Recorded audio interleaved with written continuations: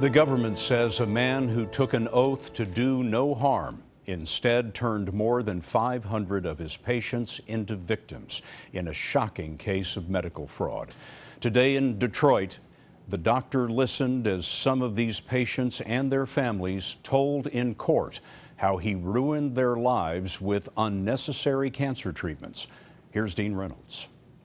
Courtroom sketches could not adequately capture the anguish of the victims today as one by one they confronted the cancer doctor who prescribed aggressive chemotherapy for patients he knew were not ill, and for those who were, ordering treatments that were excessive while billing Medicare $34 million. In court, Dr. Farid Fata showed no emotion for a man who prosecutors said would bully and browbeat patients who dared to question his treatment. Fata has already pleaded guilty to fraud and other charges. A memo from prosecutors demanding a life sentence said Fata would tell his patients they risked death without him, telling one, quote, "your life or your money." From Laura Stetfeld, whose father died in Fata's care, "you poisoned, tortured, and murdered my dad." From Maggie Dorsey, "even though I am not dead, I am a shadow of my former self." It went on for 4 hours in federal court in Detroit, and it involved only a handful of the 553 victims prosecutors identified, people who were physically, emotionally, and financially devastated. Expert witnesses took the stand to describe the overuse of chemotherapy. One drug, rituximab, is typically given 8 times for aggressive lymphoma, but Dr. Fata prescribed it to one patient 94 times.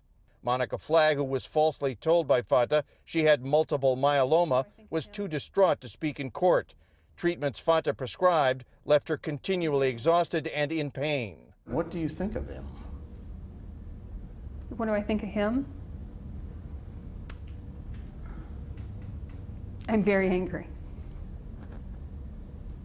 I cannot believe any doctor would betray so many people. And he did. You saw him in court. I did. I cried when I first saw him walk in the door. Did you see a man who was contrite?